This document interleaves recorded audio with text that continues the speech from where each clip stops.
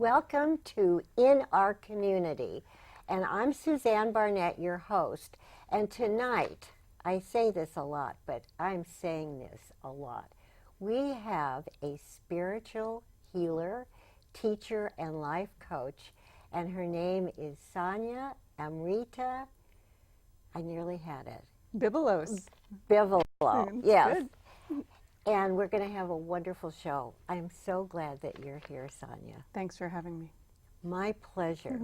And what I wrote you, and I want to tell the audience, is that if I was able to even remember all your accomplishments and teachings, it would take the whole show. I wouldn't even have to have you on the show. So tell us how this all started for you, Sonya. It probably started 15 or 20 years ago or more when I was doing my own healing work on myself and healing from being abused as a child or difficulties in my childhood. And through that process, I really came to understand my own healing gifts. And years later, people started coming to me for guidance on some of the same things that I'd healed inside myself. So do you think that you, in order to be able to do what you do, that you have to have empathy? Oh, that's a great question.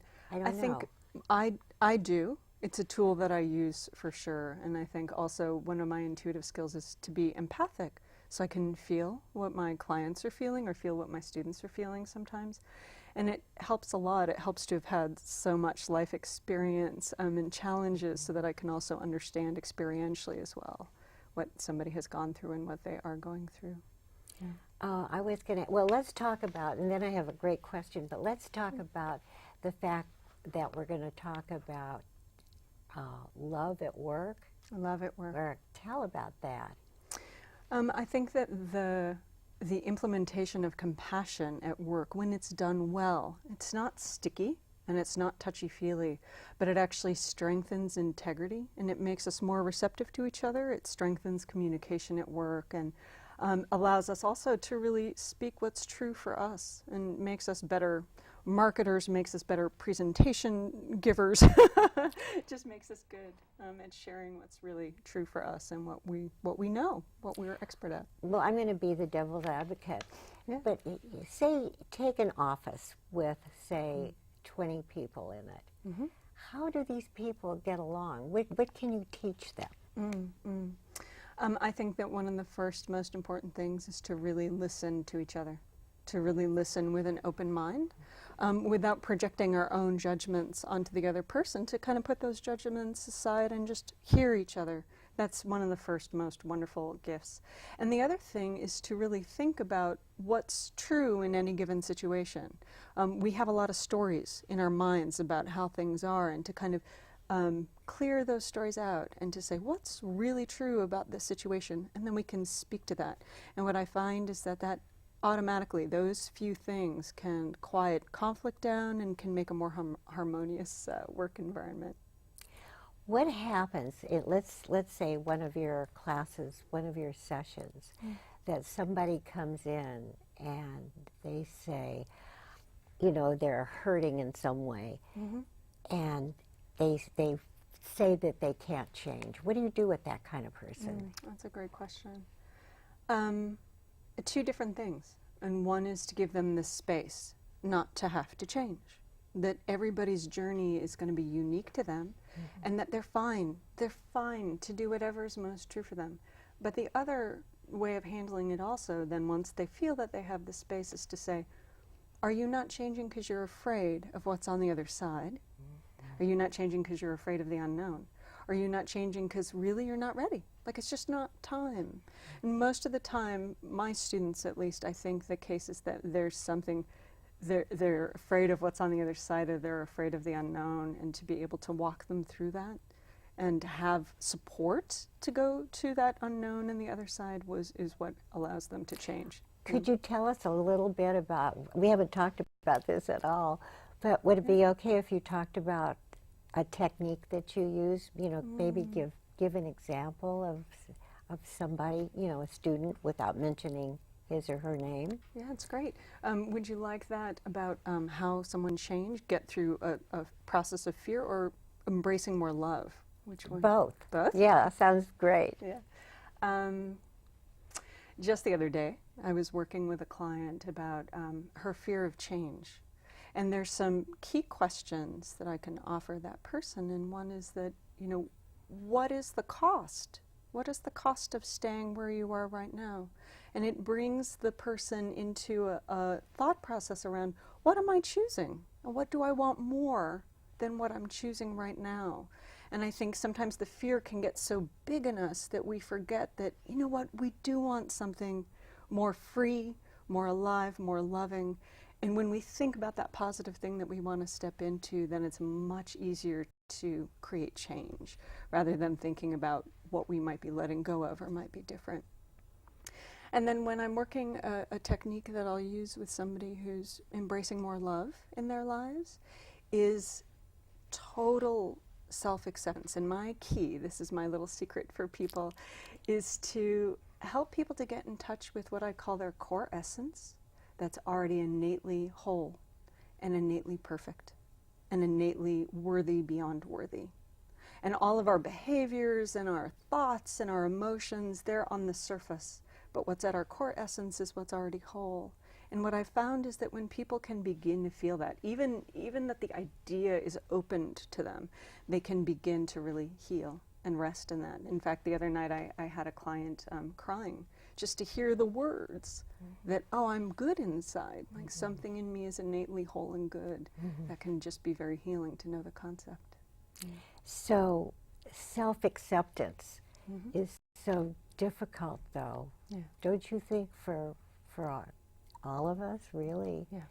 Especially if our childhoods have been screwed up. Yeah, very much You so. know, to get to another level. And you do that. Tell us some more stories. I love to hear stories. Stories are good. Yeah. Yeah. Yesterday, actually, I was talking to a client about she has a lot of judgment on herself, right? She's a lot of judgments about herself, and she holds herself to a very, very high standard. And what I said to her was, you know, there's nothing wrong with that. It's a survival mechanism that you created to keep yourself alive. That says, if I criticize myself, then I'll be galvanized to change, right? I'll be galvanized to grow, and I won't be stuck, and I won't be hurt. Here's the thing, though. There's another way to change that's even more empowering and will create even more change in your life, which is to give yourself compassion for your faults. Be patient with how you're struggling. Be patient with what you don't know. And then when you're able to do that more and more every day, and you can just give yourself room to be the imperfect human that you are. I'm imperfect. Everybody's you're imperfect. not. You're perfect. Oh, I'm Come sure on. not. Bless your heart. But you can ask my husband. I'm so not perfect. But when we give ourselves room, you know, to accept our imperfections, that's when acceptance can start. Isn't that funny? It's like when we allow ourselves to be imperfect, then we can accept ourselves as we are, and then we can really change. That's when change really takes off. But what are the steps to accept ourselves? And maybe we should get back to the love at work. Yeah. I mean, we're good. kind of going in different directions. Yeah, it's perfect. Is that okay? Yeah, no, it's perfect. Good steps for self-acceptance. Number one, this is probably the hardest one, actually, so it's hard to start with this one, but to be really honest with ourselves about who we are and who we're not. And there's a couple parts to that. And one is that core essence I was talking about, right? That we are not all of our actions, we're not all of our behaviors, we're not all of our emotions, and we confuse ourselves with those things. That's just what we do. That's not who we are. Who we are is something much deeper and much more profound. So when that idea comes in, now we've taken the first step towards self-acceptance, right? The other thing is when we're honest about these behaviors that we have, when we know that they're really not us, they're just what we're doing, then we can have a little bit more clarity when we're self-reflecting. Oh, look, I perform that completely crazy behavior. Oh, well, that's not who I am. That's just what I'm doing, and I can change that. I can grow. And that's okay. And knowing that I can grow and change again gives me more capacity for self-acceptance. I think the third thing that's really, really important, and this goes back to compassionate work, is embracing that there's a bigger field of compassion and love than just our personal human hearts. So we have an association of love that's very personal, falling in love or loving our parents or loving our children. But there's, my experience of it, is that there's a loving river of compassion in the universe. And it's not personal. It just exists because it exists. It's what creates life. And when we embrace that, then it's much easier to feel love for ourselves and love for everyone around us. Did that answer the question? It does. Okay. But I keep thinking that so many people are so screwed up. I'm sorry. I mean, I don't mean to be cynical, because I really do like people. I've gotten myself into a lot of trouble. But, but we won't go there. But the thing is, I have to take one of your classes.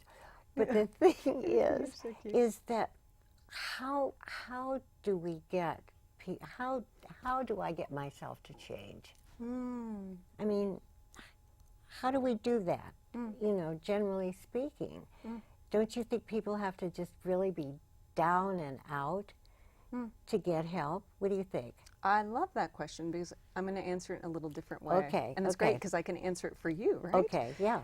Is you and everyone listening to this has an immense beauty and potential that they haven't accessed yet. And most of them haven't even realized that it's there.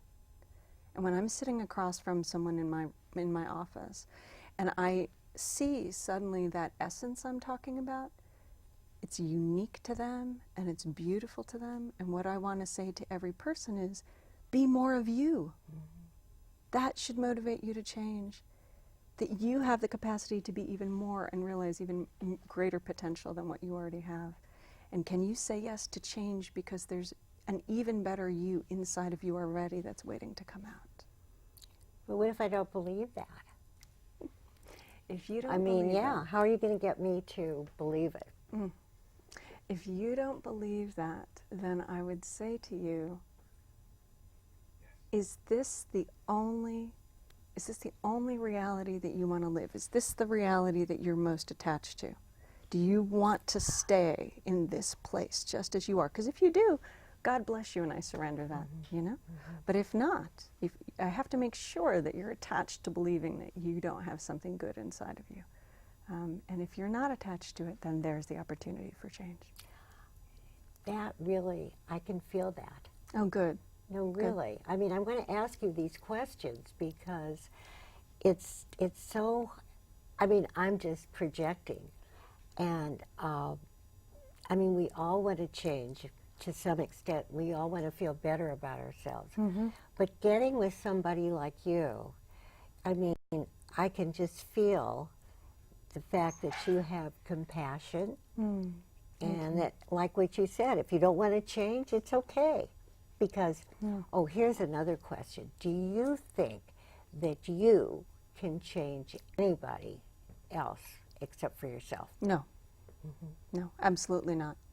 I mean, I can only take my clients as far as they're willing to go, and one of the things I try to do in sessions actually is mirror back to them their innate wisdom that they might not even realize that they have. They're not necessarily in touch with it, or it's not conscious, but it's in there. And every single person who comes to me who's really ready to change has that wisdom. It's their own innate wisdom that's trying to lead them forward and lead them through. And if they're not willing to change, then again, you know, you can't change anybody else. You can support someone to change, you can love someone in changing them, you can reflect back to them their beauty and grace, but that's about all we can do. Then we have to surrender and let go.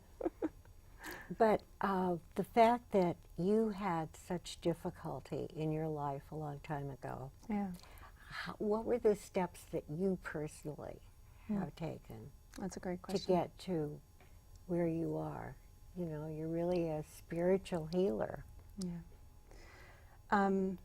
One was that I was determined. I really had an intense determination not to carry the abuse with me through my life.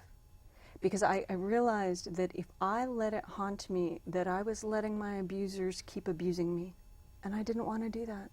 I realized I have to heal this. I have to heal this all the way through, whatever it takes and whatever that's going to look like. The second thing, though, was I loved God. That was something that I had from very early on. And so to know that there was a grace out there with me, surrounding me, all around me, whatever, really helped me to change, really helped me to feel supported through the healing. And it made me step even more into the grace of God. It made me step even more into awakening, into enlightenment, and want to pursue that even more. So those were really key, important things in my personal journey. I bet it's so fascinating for you, Sonya, to guide people, your clients, and to get them into another place. Yeah. What is it like when they change? Yeah. I mean, what have you noticed about them? And then what you notice is not necessarily what they may feel about themselves, but, what is that like? Oh, gosh, it's so amazing, because I feel like each human being is like this miracle, this miniature miracle or big miracle, as the case may be, in life. And when I see them step more into themselves, that's what it feels like to me. It's like they step more into their essential selves, and they're even more empowered. And it's like they have a new ground underneath them to know, to speak, to love. And it's endlessly touching to me. I was saying to my class the other night that every single human being, when they're waking up, they become their own unique laboratories for what living the love of God in life, what that looks like. And I find every single individual laboratory a miracle. I just find it fascinating to see how people grow and change. So it's really What beautiful. if a person doesn't believe in God? If they don't believe in God, then I think two things. One is that I always want to ask them, do you not believe in religion, or do you not believe in God? Because those two things get mixed up. And I think that most of my friends who are agnostics or atheists, what they would say is that they do feel love in the universe, or they do feel that life force underneath everything. And for me, that's God too, right? Definitely. Yeah. And then I think when it comes to me working with them, I've worked with people actually who weren't sure about their spiritual path, or who don't necessarily believe in God, and I just meet with them where they connect most with that force, or with that love that they believe in. Yeah, whatever. And you can help them through that. What is your biggest challenge? Working with clients or students? What is my biggest challenge? That's a great question. I'm not sure exactly how to answer that, but what I will say is this, is that one of the most challenging things to meet someone with is when they're in so much fear that they're gripping onto the situation they're in, they're really attached, they're afraid to change, or they're gripping onto me as an expert above them. And part of my work with them is to restore them back to being their own expert, restore them back to their own wisdom. Sometimes when we're afraid, we lose ourselves, right? I think I've felt that in my life, and Of course. yeah, maybe you know what that feels like. And so I think that's a key piece, is restoring them back. But fear can be challenging. Yeah. And how do you get your clients? I mean, how do they come? How do they come to you? Yeah. Mostly word of mouth, actually. And I think through my clients, or through my classes, I advertise my classes as well. But it's great, because I think that when a client has a breakthrough, then they can say to a friend who's having that similar struggle, hey, this might work for you too, maybe, come and check it out. And I give free 30-minute consultations to introduce, so people can get to know my work, which I think helps a lot, because it's hard to take that first step and take that risk and trust a new healer. So I think having an introduction helps. Yeah. Do you think that you'll be doing the same kind of thing that you're doing forever? Forever? Forever. I'm not saying the next 10 years, because I'm saying forever. I'm curious. That's probably not, I would guess. I think it will Really? take different forms. Does Like that make what? sense? Yeah, like what? I don't know yet, but I just have this sense that I think that as humanity changes, as the needs change, as my community changes, and as I grow and change, that I might be teaching different kinds of classes. I might be, writing different kinds of articles. I have no idea exactly what will come. But, I listen to my own guidance, or I call it the inner compass, to show me the best and most aligned way to go. And I'm always asking, what's in the highest truth? What's in the highest good for everyone? And that's how I make my decisions about what I do. So, are you meditating? Do you meditate? I do meditate. Yeah. Yeah. It's a great practice to ground and get settled and listen. Listen to the flow of life, listen to the inner compass or whatever it is. Yeah. Well, I think you're just great. I Oh, really do. And I saw you, being interviewed on YouTube. Right. Yeah, Right. yeah. One of the nicer YouTube things. Right.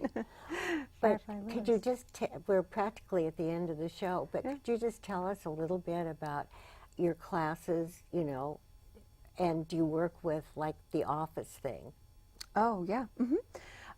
Right now, I'm doing a class that's Buddha at Work, and in that class, we're really diving into kind of the radical way of still staying present with our spiritual lives and with God or awakening, but meeting the demands of life, whether it's stress or need to make money or conflict with our bosses or whatever it might be.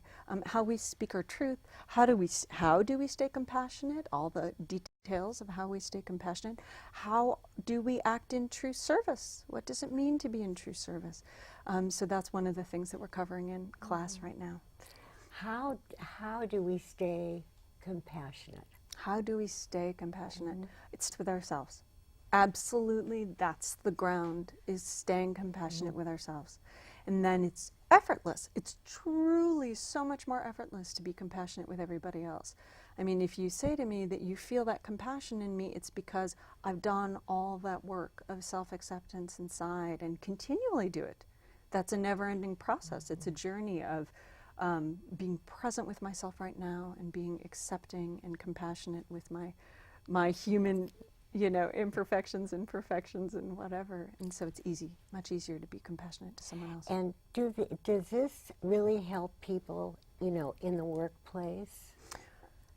Definitely. The feedback I've been getting is that what my students are experiencing is greater confidence in themselves and trusting their instinct, trusting their own inner compasses, that they're able to reach out and hear their customers or their clients or their coworkers in a more accepting way, but also even keeled and really giving their coworkers space to be who they are. And it causes less conflict in the work environment. And I got great feedback from someone recently that they felt more empowered to ask for more money because they were really standing in themselves and their true worth and their true value. But let's just go back, to summarize this. Number one is to be a good listener. Great. And you're very good at that. Well, thank you. No, but you learn so much from the other person if you're a good listener anyway. It's true. But I've said this on the show before, and I probably shouldn't say it, but I'm going to say it. I think 95% of people are poor listeners, and it's something that we all need to really learn and accept. And the other thing that I read, when about this office, this love at the office, is it, and you've said it in another way, if I may see if I'm saying it right, that if I don't love myself, there's no way that I can love you. Right. That's right. So we have to get to the place where we love ourselves, and that's what you teach. That's right. That's perfect. Thank you. Am I right? You are right. You got it. See? You're already a master. I am? I don't think so. So, in conclusion, I think that you're a very special person. I'm so happy to have had you on the show, really. Thank you. And you will come back. It's been an honor. It's wonderful to meet with someone so authentic. Thank you. Thank you. we do have a couple of minutes. I have my wonderful floor director. So I'm trying to think of something that we can say to the audience. I'm trying to think of a question to ask you. What would you say? If you could only say 2 things, what would they be? Oh, that's a great question. I would say that I invite everyone in the audience to take a look inside and see what their greatest potential just might be, to open to their greatest potential, and then to say yes to that. And the second thing I'd want to say is to see if they can embrace and look at greater love around them and all around them. See if they can feel that pulse of life, that pulse of love that's running through all of creation, and see if they can let that into their hearts a little bit more every day. How about the 3rd and 4th questions? Not questions. Your philosophy, your teaching. Third one, I would say to everyone in the audience, I would say to also invite that there's a possibility of a bigger movement of life and a bigger movement of the universe. Not just the love, but just a movement of life. That our small little realities that we live in are just a little tiny microscopic part of creation, and that when we bring our awareness back to what's bigger than that, everything seems more relative and a little lighter. No, that's okay. That's perfect. We don't have to go to number 4. Good. We'll do that next time. Good. Thank you so much. Thank you. I only wish you the very best of good health and success, and all the people that are associated with you are very, very fortunate.